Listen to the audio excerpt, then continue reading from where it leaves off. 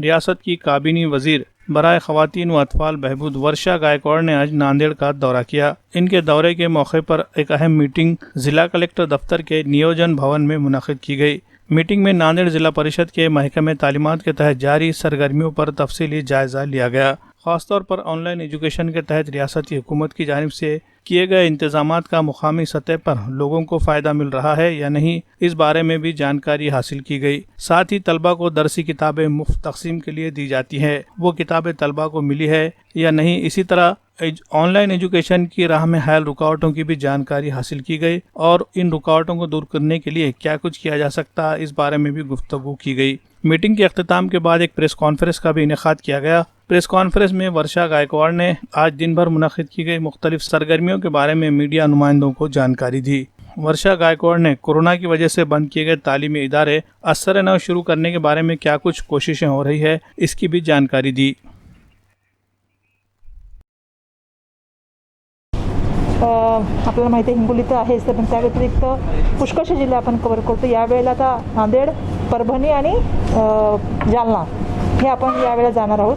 मागच्या वेळेला आम्ही अहमदनगर, बुलढाणा, वाशिम या जिल्ह्यामध्ये जाऊन आपण हेच पाहण्याचा प्रयत्न करतोय की आज आपल्या सर्वांना माहिती आहे की ज्या तऱ्हेने राज्यामध्ये असेल किंवा देशभरामध्ये किंवा जगभरामध्ये कोरोनाचे रुग्ण मोठ्या प्रमाणामध्ये असताना आज विद्यार्थी फिजिकली शाळेमध्ये येऊ शकत नाही आहेत।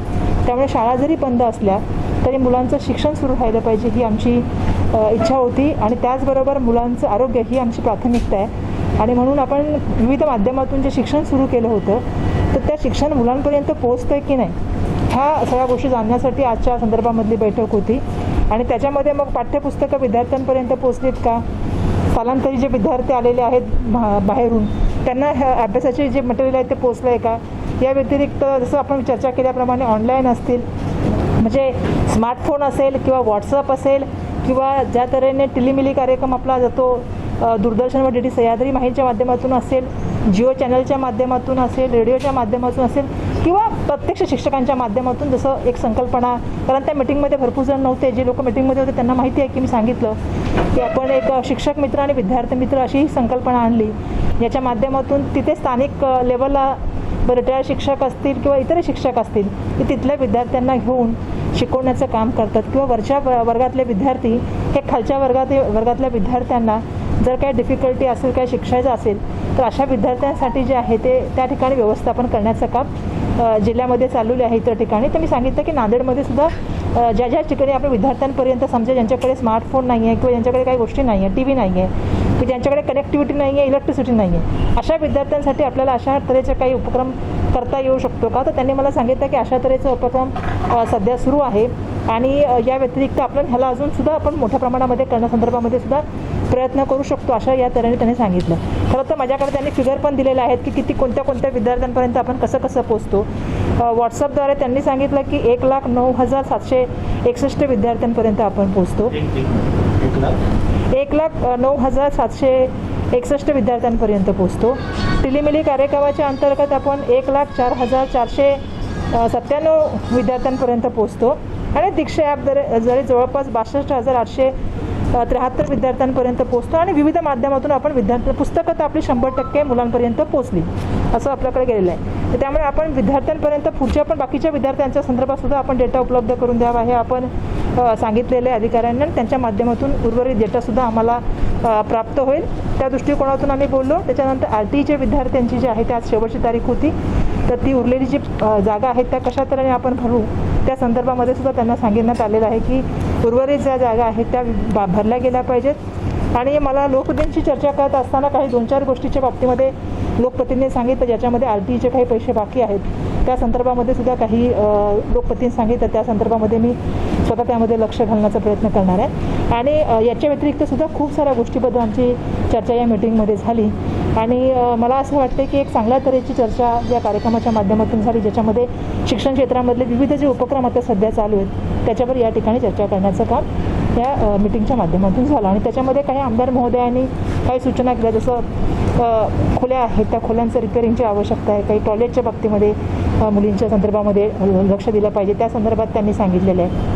जसा मी एक RTचा विषय सांगितला त्याचे पैसे बाकी आहेत. याच्या व्यतिरिक्त त्यांनी सादिलचे पैशाच्या बाबतीमध्ये सांगितलं की काही सादिलचे पैसे आमचे बाकी आहेत, ते आम्हाला मिळाले पाहिजेत. अशा तऱ्हेच्या पुष्कळशा सूचना आणि जसं आपल्या सर्वांना माहिती आहे की निजामकालीन काही शाळा आहेत, त्यामुळे त्यांनासुद्धा आम्हाला काही एक्स्ट्रा निधी देऊ शकता येईल का, आणि जी पदं रिक्त आहेत ती पदं कशी भरता येईल या दृष्टिकोनातून विविध स्वरूपामधून आमचा असा पण उपक्रम चालू आहे. आम्ही ग्रामविकास विभागाच्या मंत्री महोदयांशी पण काही विषयांच्या बाबतीत चर्चा करतो आहे, त्यांच्याशी सुद्धा बैठक मागतो आहे. आणि त्यामुळे प्रत्येक विषय की आम्ही सातत्याने, जसा एक प्रश्न विचारताही थांबले की आम्ही सुरुवातीच्या काळामध्ये थोडी चाचपणी केली होती, ज्याचा उल्लेख आजच्या मिटिंगमध्ये झाला की किती विद्यार्थी त्या ठिकाणी तयार होते आणि किती होतं.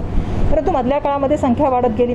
सुरुवातीला ही संख्या फक्त शहरी भागामध्ये होती, परंतु आता हळूहळू ती संख्या मोठ्या प्रमाणामध्ये ग्रामीण भागामध्ये सुद्धा वाढायला लागली, हे आपण सगळेजण जाणतात. आता मधल्या काळामध्ये आम्हाला ministry of home affairs central गव्हर्नमेंटची ती आम्हाला गाईडलाईन्स देते की शाळा कधी सुरू करायच्या.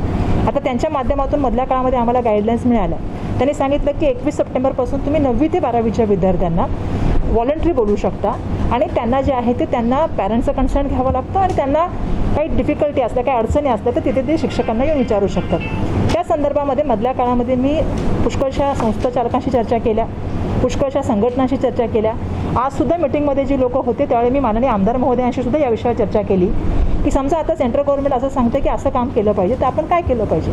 त्यामुळे सध्या आम्ही सर्वांशी चर्चा करतो आहे, परंतु हा विषय खूप मोठ्या प्रमाणामधला, खूप महत्त्वाचा आणि खूप गंभीर असा विषय. कारण तुम्ही जे सांगताय की मोठ्या प्रमाणामध्ये WHO पण सांगितलेलं आहे, आणि आता आपण बघतोय की मोठ्या प्रमाणामध्ये नंबर ग्रामीण भागात सुद्धा वाढायला लागले.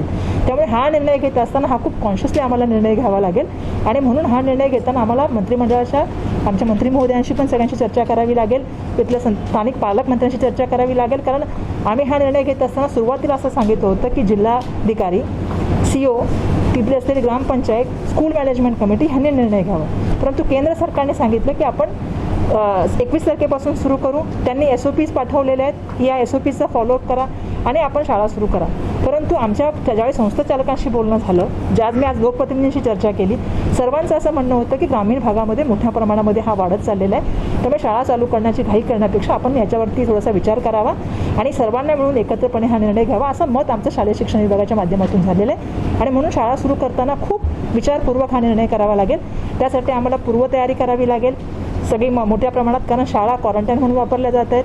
दुसरं, आमचे काही शिक्षक COVID-19च्या ड्युटीमध्ये आहेत, त्यामुळे हा निर्णय करताना आम्हाला खूप मोठ्या प्रमाणामध्ये विचार करून हा निर्णय घ्यावा लागेल. आणि त्याच्यामध्ये जसं मी सांगितलं की मोठ्या प्रमाणामध्ये याच्यावरती आमची चर्चा चालू आहे.